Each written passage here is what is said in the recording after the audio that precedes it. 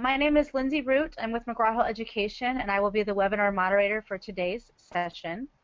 Before we get started, I'd like to go over a few quick housekeeping items. This webinar is being presented in listen-only mode, which means you'll be able to hear the presenters, but they won't be able to hear you.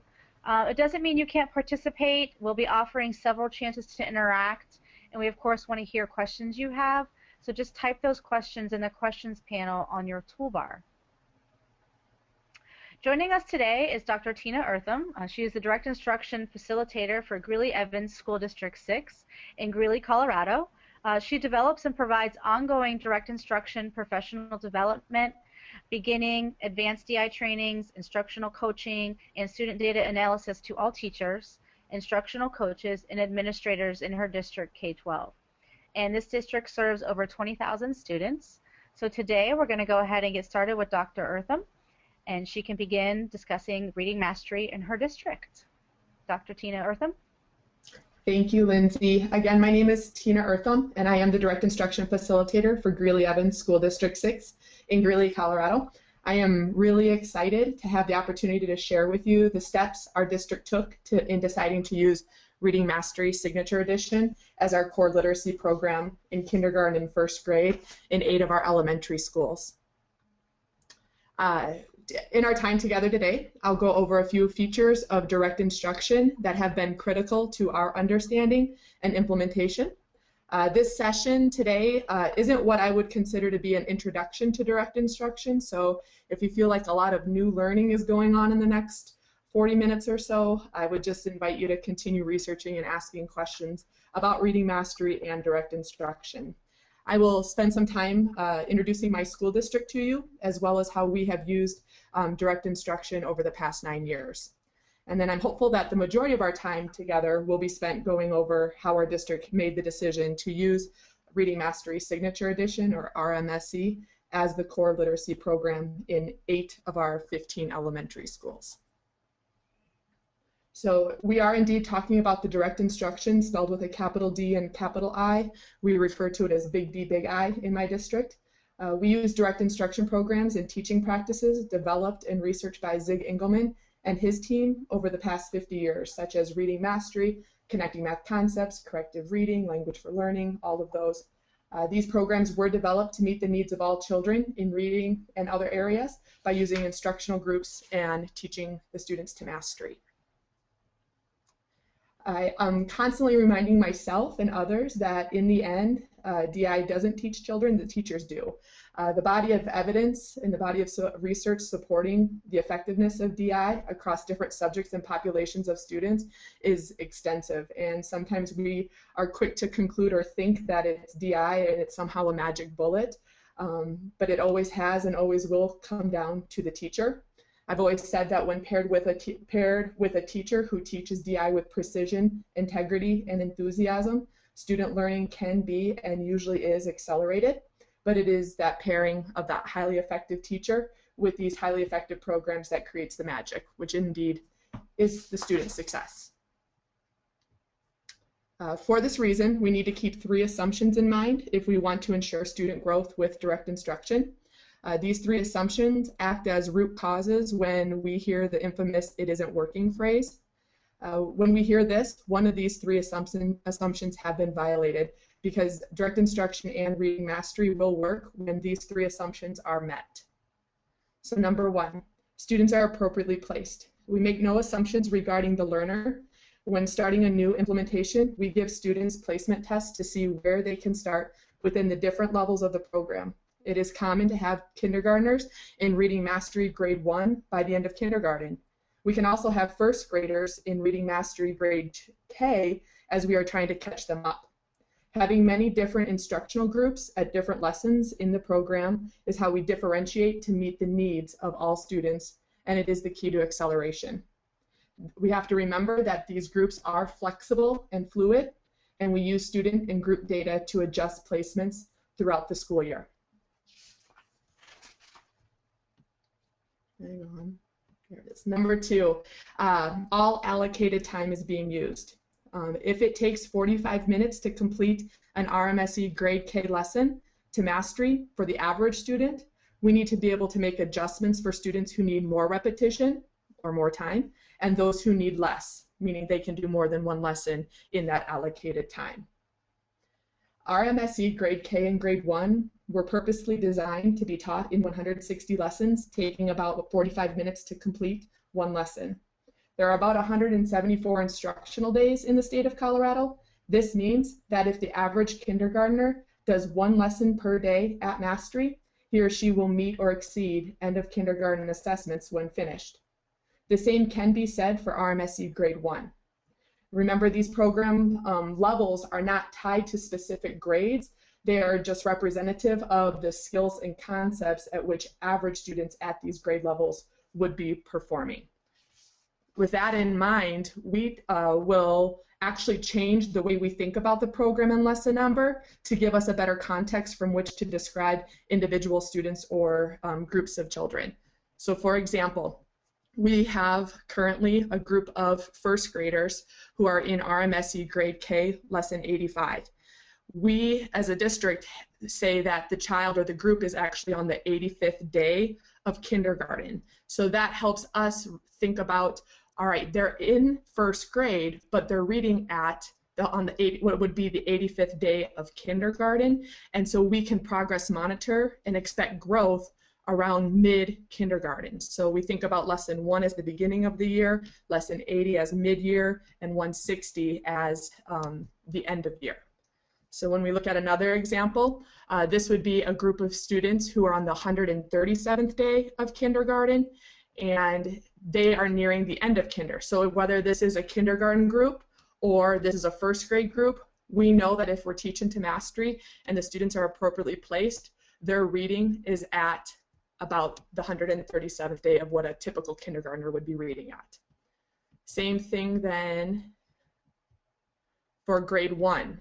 We have first grade groups, and it's actually about the 45th day of school here in Colorado. So this would be a group that is on the 45th day of first grade. And this would be a student who we would expect, or a group of students that we would expect to follow a trajectory of the average first grader. And then you could look at this one when you get to the higher grades of RMSE Grade 2, Lesson 140. This could be a first grader, a first grade group reading above grade level. They're reading around the 140th day of second grade. So keeping that in mind, our district has allocated 2 one-hour reading blocks every day to allow for more allocated time and lesson coverage at Mastery. When I start to describe our district to you, we are trying to catch students up at this point. And so we have allocated time to allow for us, hopefully, to get through more than one lesson a day at Mastery. We use a long-term calendar like this one to begin with the end in mind. We know that the allocated time and the children's rate of learning are variables that we put into this calendar. Once the calendar is created, we can make predictions on when we will finish different lessons, how our off-level progress monitoring or on-grade level progress monitoring should be aligned, and we can just check to see if we're closing gaps, if we're keeping students at grade level, or we're accelerating their learning to be above grade level. Finally, and most importantly, the third assumption is that teachers need to teach every lesson and student to mastery. This is the most challenging assumption because mastery-based instruction is a very different approach to teaching, and it often requires a lot of new learning and ongoing support. It is the work that we do in professional development around direct instruction in our district. I'm always saying that my job is to help teachers understand what mastery looks like, sounds like, and feels like for the teacher, and what it looks like, sounds like, and feels like for the student. This is a quote that I found early in our planning stages, and it resonates with me because what we're doing is very hard work. It's just a friendly reminder to me and to my team of teachers and administrators that it is hard work, but it's also work that is worth doing. All right, so welcome to Greeley-Evans School District 6. You can use this information as a context to know with whom we are using DI, and as a point of comparison, maybe as you move forward with RMSE as core implementation in your school district. We are the 13th largest school district in the state. We have over 20,000 students pre-K through 12th grade. 26% of our students are English as second language learners, and over 64% of our students qualify for free or reduced price meals. We are ranked 170th in funding in our state. I tell you this not as an excuse, but just as a point of comparison. Direct instruction and reading mastery is not a cheap implementation, yet we have made a decision as our district to allocate our resources to ensure that using RMSE, and when we use it, that it's implemented with precision, integrity, and enthusiasm. As many of your schools and as in many of your schools and districts, we use a multi-tiered system of support to ensure the learning of all students. 9 years ago, our district was put on academic watch by the state. It was at this time that we looked at our current teaching practices and curriculum and made some big changes. One of the biggest changes was the use of universal curriculum and teaching practices across what was then the 16 elementary schools. So with regards to literacy, 9 years ago, elementary schools, and pretty much 9 years ago until last spring, elementary students were instructed at the core level, the green level part of the triangle, using the same core literacy program for 90 minutes a day.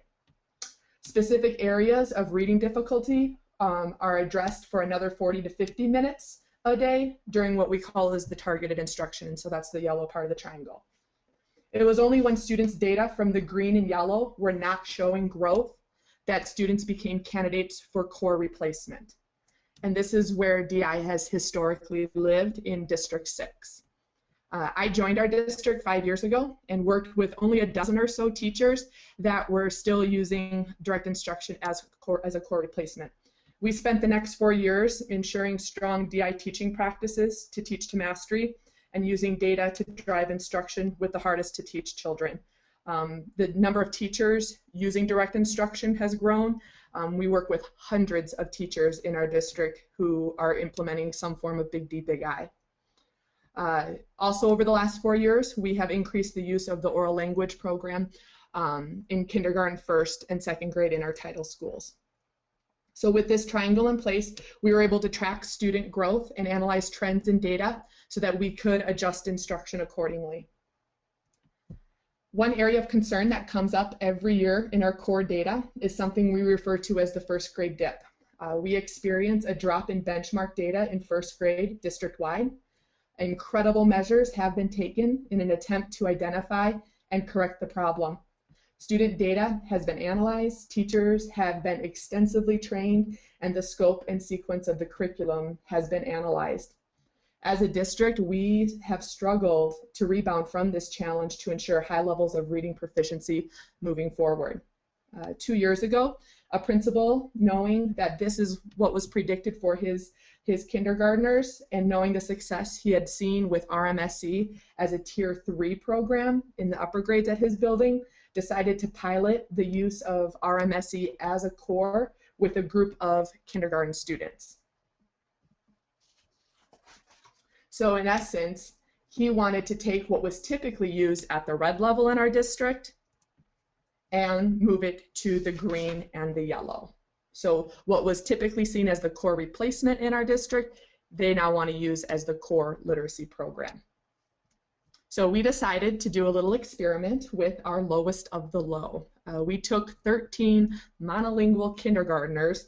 They did not speak a word of English. Most had never spent a day in school or any sort of formal learning environment.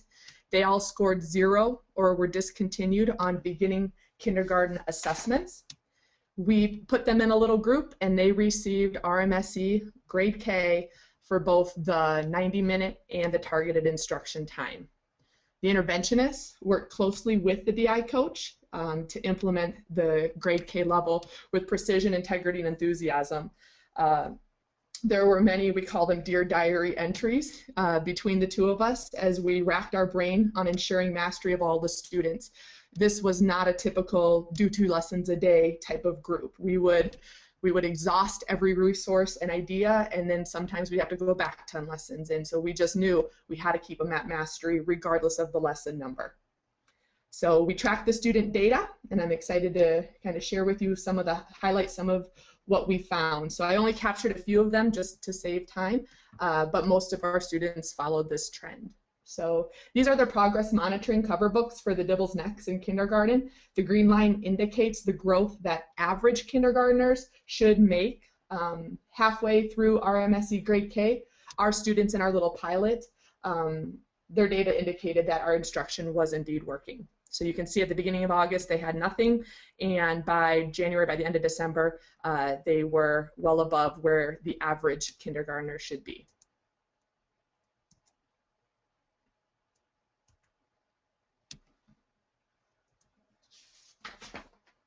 By the time they were on lesson 120 out of 160, they were already passing the end of kindergarten benchmark for PSF. Again, these are the hardest to teach students.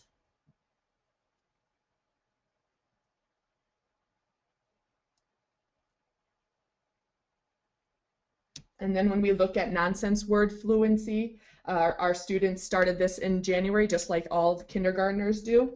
And you can see the green trajectory line, and the students were able to stay on or above it.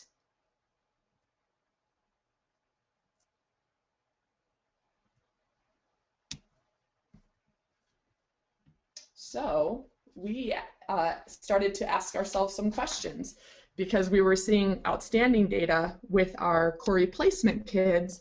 We started to wonder, what would happen if we use this and use the precision, use the integrity, use the enthusiasm? What would happen if we used it with our average or above average students in kindergarten? In essence, could we use RMSE at all three levels of the RTI triangle? The short answer is yes. If it works for the hardest to teach children, it will work for all children. We just have to ensure proper placement and teaching to mastery using all the allocated time, making sure those three assumptions that we talked about earlier were in place. So we came up with a plan.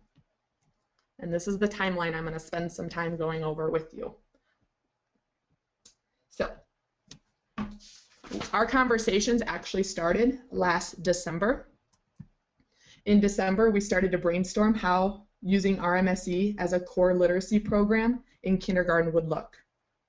We knew we wanted to offer it as an option to buildings.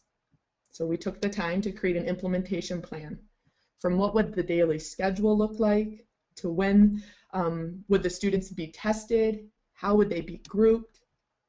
We knew we wanted buildings and teams to commit to this implementation. We also needed to create a preliminary budget just in case all 16 elementary schools wanted to move forward with RMSE in their kindergarten program. We also spent a lot of time planning out what training and professional development would look like for the teachers. Everyone would be new to using Reading Mastery Signature Edition, though many of the kindergarten teachers had been trained and worked with DI, with language for learning, thinking, and writing.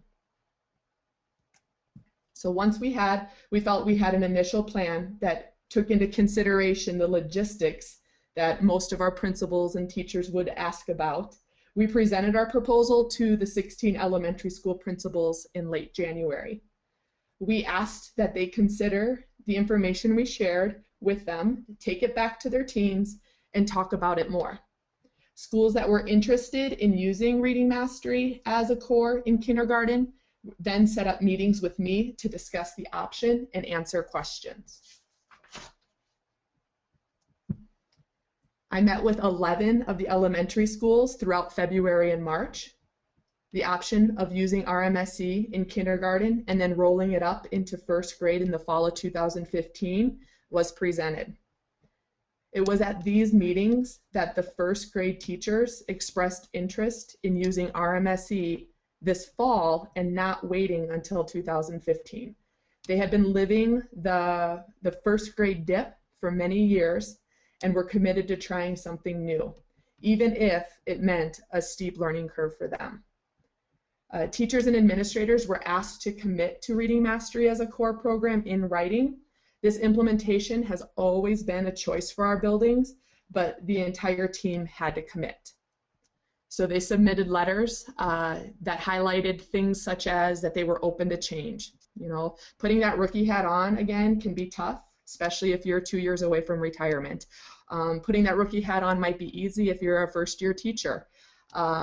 I think for a lot of our first grade teachers, they were excited because they knew what their data was going to look like, and they worked so hard to prevent the dip and try to climb out of it, and they were ready.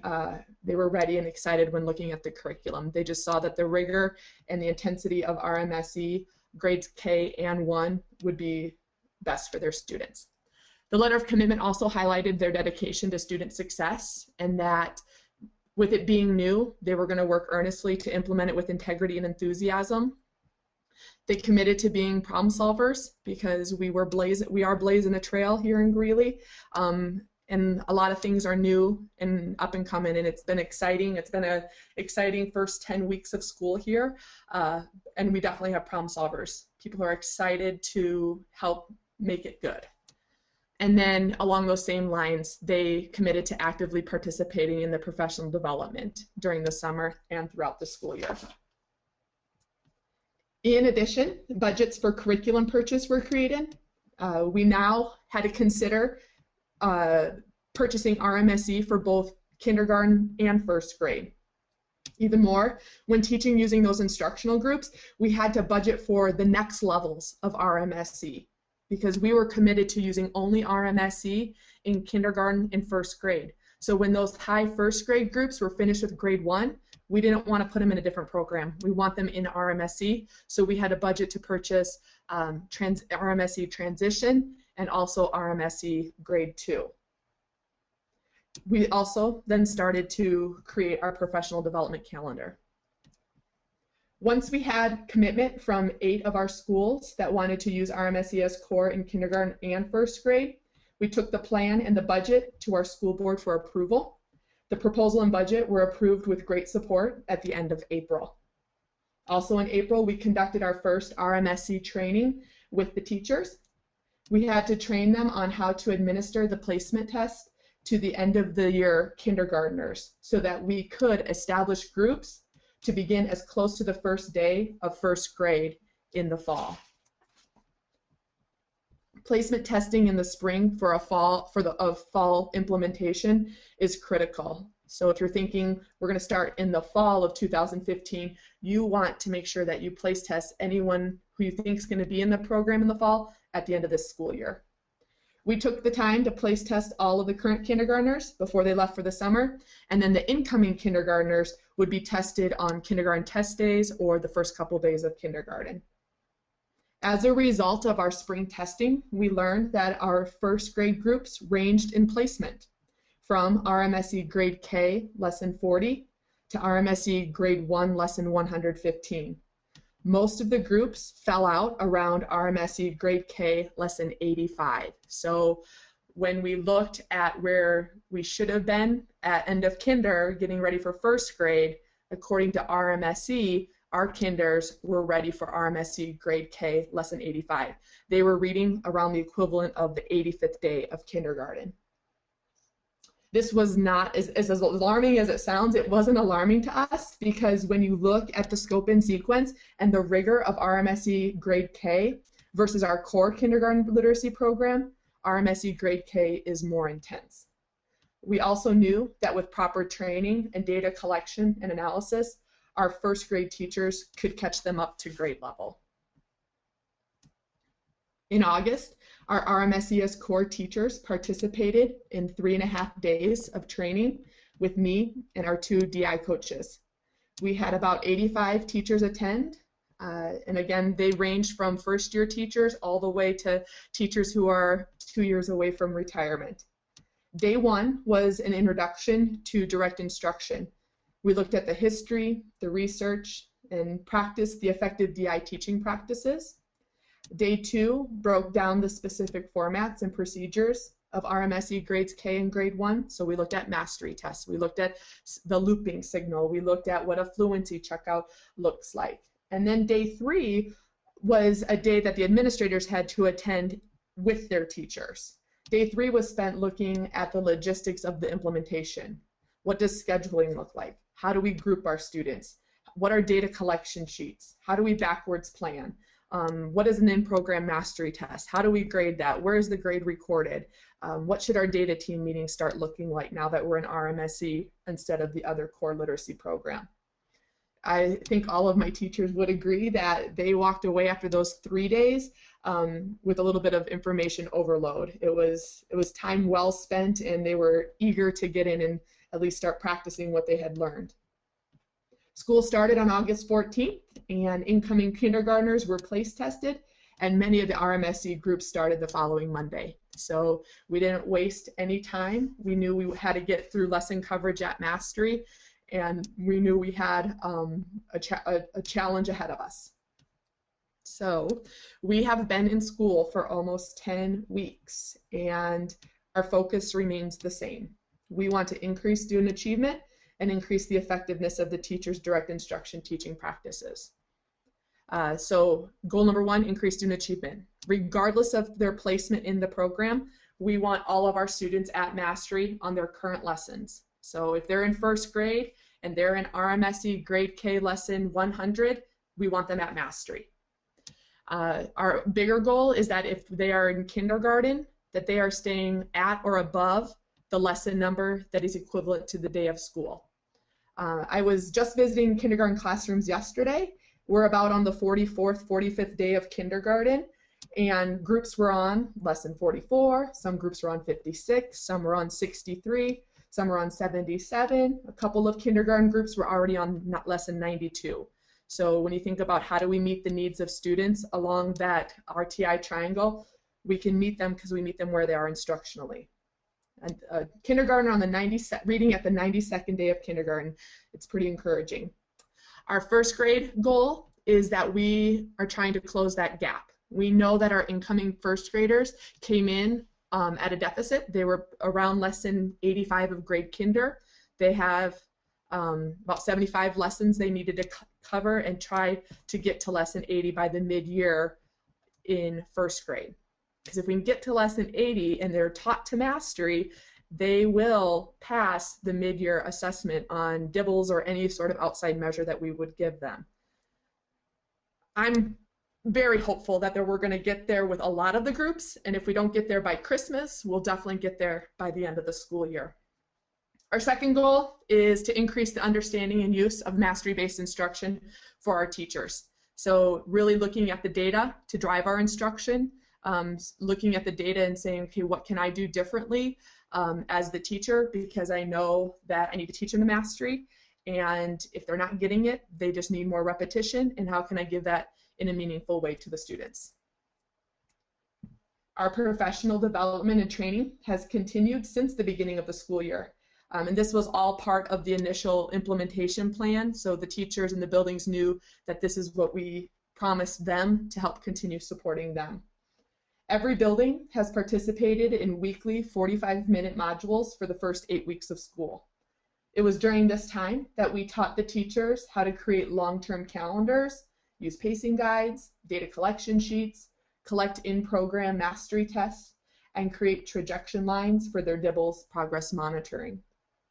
We gave them and taught them basically the tools that they would need to ensure the mastery of all their students.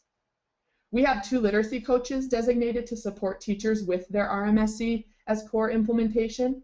Both work with about 60 teachers each. They could be teachers, interventionists, paraprofessionals. Our coaches have extensive experience teaching reading mastery and using direct instruction. They've also been trained to use the coaching model that is used with direct instruction. And then I serve as the direct instruction facilitator in our district. For me, it's a dream job because I get to do all things direct instruction. RMSE as core in kindergarten and first grade it's only one of the many DI implementations we have going on across our district K-12. So professional development does not stop in our district. I'm smiling because sometimes it's almost too much of a good thing. We spend a lot of time and resources making sure our teachers have what they need. It is ongoing. So we have an extensive professional development program for our teachers and staff. For example, our district designates Monday afternoons for professional development. Students are released from school early to give buildings in our district opportunities to grow in our instructional practices and data-driven decisions. So we'll use 7 of these Monday afternoons to touch base and continue training our RMSE teachers. Our principals participate in 4 site visits per year, where I will go out and give them things to think about and look for, give them observational tools that allow them to go out and measure teacher effectiveness without necessarily having to know the ins and outs of the program. The DI teaching practices that they're looking for are similar to the ones that I look for when I go out. All the DI teaching practices are visible, they're measurable, and they're teachable. And so giving the principals, not only deepening their learning and understanding of RMSE as a core program, but also how to lead their building with what to look for have been important parts. We are also developing additional modules for schools and teachers that are interested in accelerating their own RMSE and DI learning. And finally, our professional development catalog is filled with opportunities for teachers to enhance their instructional practices. We offer beginning direct instruction sessions, intro to DI, to program-specific trainings, to advanced trainings of specific programs. We offer DI coaching. We also offer DI leadership. So there are plenty of opportunities that we strongly encourage our teachers to take advantage of, because the more they can learn, the greater the impact we believe they'll have on their students. Our next big challenge, it's not really a new challenge for us, it's just an adjustment to what we've already been doing, is to fall into our instructional data team meetings. Our district has implemented instructional data team meetings for a number of years. Our challenge right now then would be to how do we participate in a data team meeting using Reading Mastery Signature Edition data? What does an in-program mastery test grade sheet tell us? How should I align the progress monitoring if they're ahead of grade level? So they're going to finish Reading Mastery Grade K in March. Should we give them till the end of the year to hit that benchmark? No, because if we're teaching to mastery and they're appropriately placed, they should hit the end of kinder benchmark when they finish RMSE Grade K. And then also during that data team meeting, looking at student and group movement procedures and making sure that we have exhausted every idea and intervention before we move a student down in a group.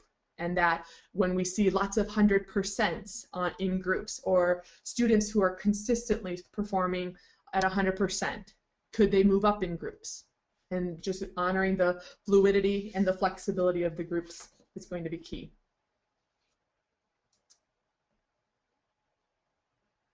So before we go to questions, I will just let you know, I know this webinar is going to be a 3-part webinar.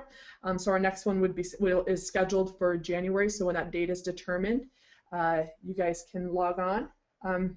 It's exciting to talk to you guys right now because this is live data. Like, I can't tell you how they're going to do on Reading Mastery, with Reading Mastery on their winter benchmark data for DIBELS, because they haven't taken it yet. But I can make some great predictions based on what I'm seeing in our classroom and in looking at our data. But it is, I think, a great cliffhanger for you, so you'll have to come back in January and see how we're doing. Also in the next webinar, I will update you on how our teachers and administrators are feeling. We have had a very steep learning curve the first 10 weeks. They all committed to wearing their rookie hat, and they all committed to the new learning that it would entail, but I don't know that we could have predicted just how extensive that learning was going to be, but we survived and we're still smiling, and our teachers are so encouraged by what they're seeing with their students. And then finally, in January, I'm going to hopefully be able to give you more specifics around our implementation plan. What do our schedules look like? What does testing look like? How do we group students? How do we collect data? How do we make that trajectory line for our progress monitoring with DIBELS? So, Lindsay, are there any questions? Yes, we do have a few questions. One shout out first from Brett Stossland, says hello from Core Knowledge Charter School in Verona. Or at least someone who you've known before. Nice. And also, lots of congratulations on the kindergarten scores and all the success. They're very impressed with what's happening in your district. And then a Great. few specific questions. Um, First one is, how often do the teachers meet for data sharing? Good question. So during the first 8 weeks of school, we put a hold on our data team meetings because they need to learn what's the data we're going to tell the story with. Now that we are and we are establishing those times and those routines, they are on either a 3-week cycle or a 4-week cycle. So they'll get together at a grade level, and so the kindergarten teachers will get together and talk about data and talk about students and either concerns or celebrations. But most schools are either on a 3 or a 4-week cycle. Okay, awesome. And then also, you talked about a 2-hour time for reading. Can you explain when you conduct those reading sessions? Yep. So when we looked at our triangle and our allocated time, we knew that they had the old model had 90 minutes in the morning, and then they had another 40 minutes or so in the afternoon. So what we did was we took 90 plus 40 and divided it by 2. And so because the way that the lessons in RMSE are designed, it's easier to work within 1-hour blocks than to try to work for 90 minutes straight and then try to make up a 40-minute time period later in the day. So we have most schools have reading right off the bat in the morning for 1 hour and 5 minutes, and then some will go to specials or do math or do another subject area, and then they'll have either another reading block before lunch or they'll have another reading block in the afternoon. So allocated time is going to be huge. I've taught at the direct instruction schools I've taught at, we only had 1 hour of allocated time for reading, and that worked for our system because our kids were at or above grade level consistently. When we look at the challenges of District 6, we know that our kids need time, and so our master schedule says we're going to allocate the time needed to get them caught up to reading, so when we have those 2 1-hour reading blocks, they can get through more lesson coverage. Okay, awesome.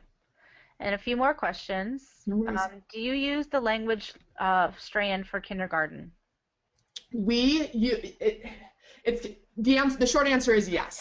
We use language for learning, which is the exact same thing as Reading Mastery Signature Edition Language Arts K. And then when they get to grade 1, we still use language for thinking. And I know that RMSE Language Arts is a combination of language for thinking and some reasoning and writing. So I don't know if we'll go down the road of adopting language arts, but for right now, the answer is yes, we use the language for learning, which is the equivalent to grade K for RMSE Language Arts. Right. Okay. And what is the most challenging aspect for your teachers when they are new to direct instruction? I love this question. It depends on the newness. So if you are a new teacher, fresh from college, this is your first year teaching, the newness is just the routines and the procedures. You don't have anything to compare it to. You want to do right by kids, so you're just, and you don't have a lot of tools in your chest, so you will just try anything and everything. If you have a coach that'll tell you what to do, you're going to do it. You know, it's the what and that. Tell me what to do and tell me how to do it. And so that's how many of their journeys start. I think for our experienced teachers, it's a different learning style, or it's a different teaching style as well. When you teach to mastery, we got to make sure the kids know it before we move on.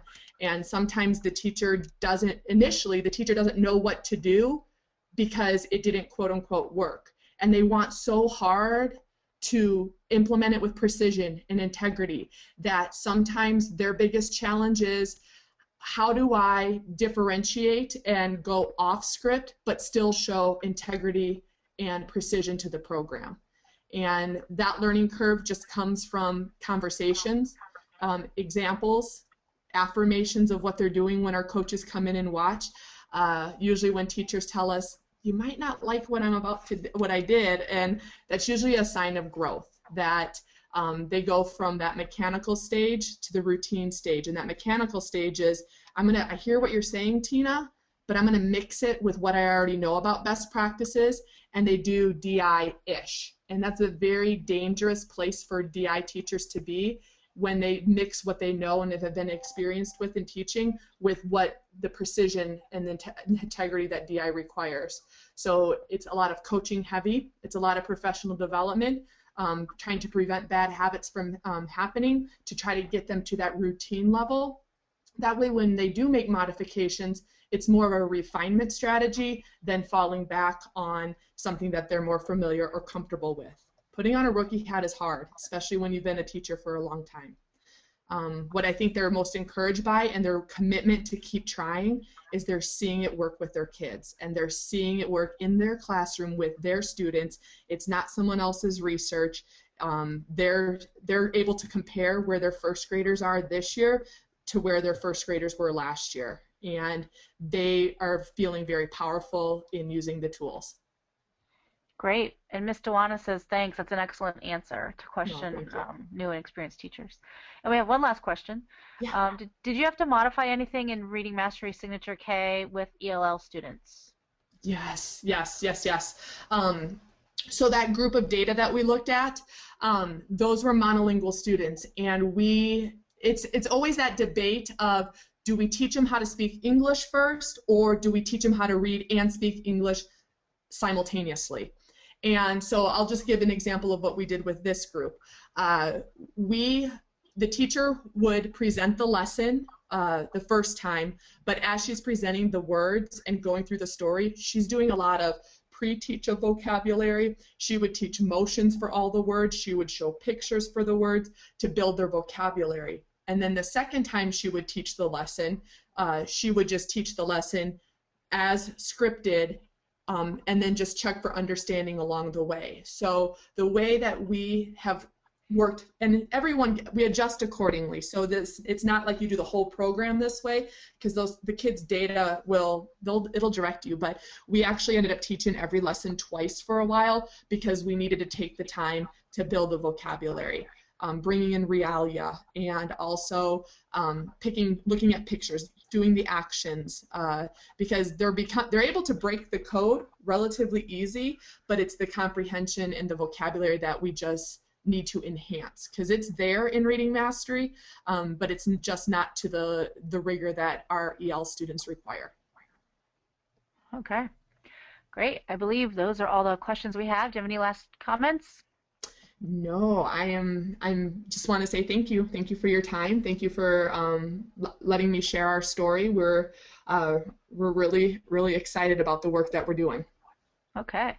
So thanks everyone for attending today. We'll be sending a follow-up email with this recording link in the slides post-presentation. And also, as you exit the webinar today, a survey will open, and we would appreciate your feedback to help us improve the future webinar, specifically this next session.